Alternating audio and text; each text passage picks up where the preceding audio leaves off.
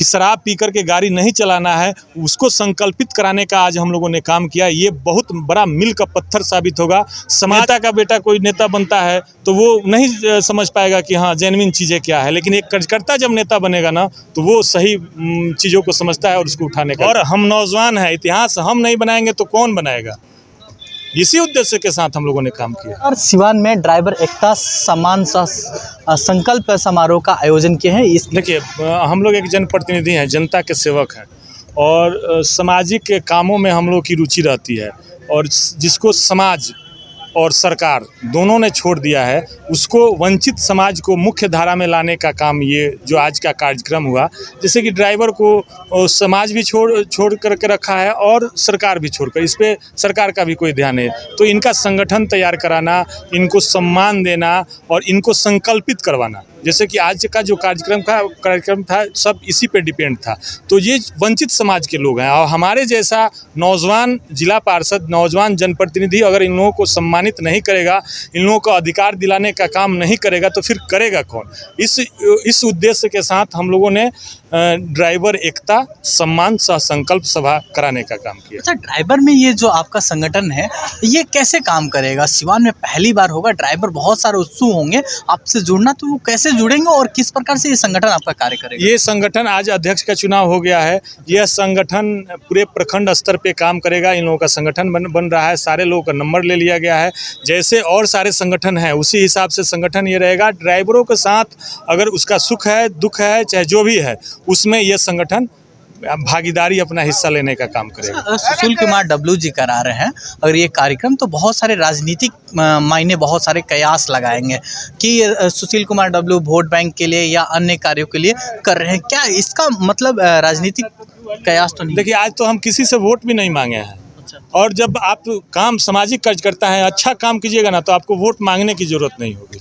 अगर हम बहुत कुछ अच्छा अगर ड्राइवरों को दे रहे हैं, समाज के वंचित समाज को अगर देने का काम कर रहे हैं, समाज के हर तबके को अगर सेवा भाव से देखने का काम कर रहे हैं, उचित व्यवहार के साथ, मधुर व्यवहार के साथ अगर करने का काम कर रहे हैं, तो समाज हमको वोट मांगने नहीं देगी, समाज हमको वैसे ही वोट देने का काम करेगी।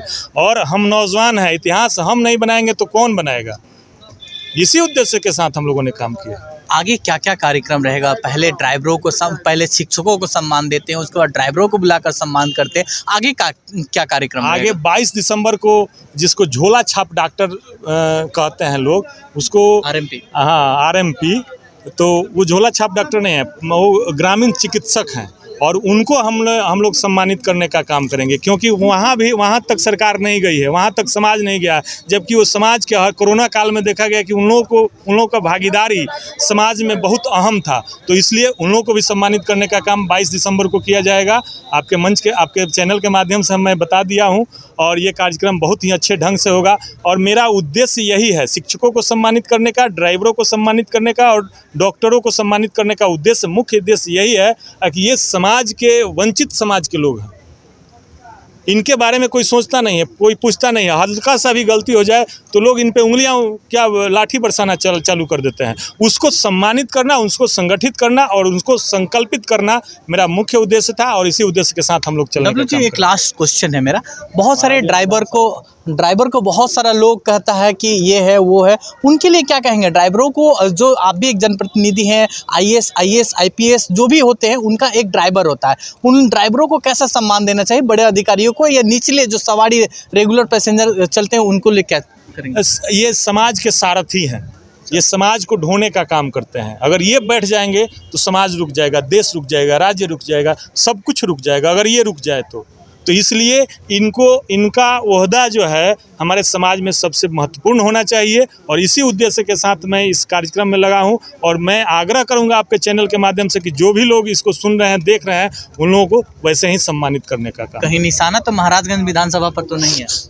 अरे, राजनीति करते हैं तो विधानसभा चुनाव क्या, हर चुनाव में हम लोग लगे रहते हैं और निशाना, राजनीति करने वाला निशाना बनाकर राजनीति नहीं करता है। हमारा काम है लोगों को सेवा करना, वो कर रहे हैं। महाराजगंज विधानसभा आगे आने वाला जो भी चुनाव होगा, चाहे जो भी होगा, हम लोग बखूबी निभाने का काम। 25 में उम्मीदवार के तौर पर देखे जाएंगे क्या? हड़बड़ी नहीं है लेकिन पीछे भी नहीं है। अच्छा, हड़बड़ी नहीं है लेकिन पीछे भी नहीं है, क्योंकि महाराजगंज विधानसभा में जिस एमएलए को यहाँ के लोगों ने चुनने का काम किया, वो यहाँ के नेता नहीं हैं, ये ऊपर से आए हुए जनप्रतिनिधि हैं, थोपे गए जनप्रतिनिधि हैं। और यहाँ के समाज, यहाँ का जनता उनको रत्ती भर भी चाहने का काम नहीं कर रहा है, और उनको यहाँ से भगाने का काम करेंगे हम लोग, यहाँ की जनता करेगी। और यहाँ वैसे नेता की ज़रूरत नहीं है, यहाँ का नेता महाराजगंज का बेटा का होना चाहिए, चाहे कोई भी हो सकता है, हम हो सकते हैं, कोई दूसरा हो सकता है, लेकिन महाराजगंज का बेटा होना चाहिए। महाराजगंज में जहरीली शराब से कई लोगों का मौत हुआ, छोटे से शब्दों में उनको क्या कहेंगे? देखिए, सरकार की विफलता है, शासन प्रशासन की विफलता है।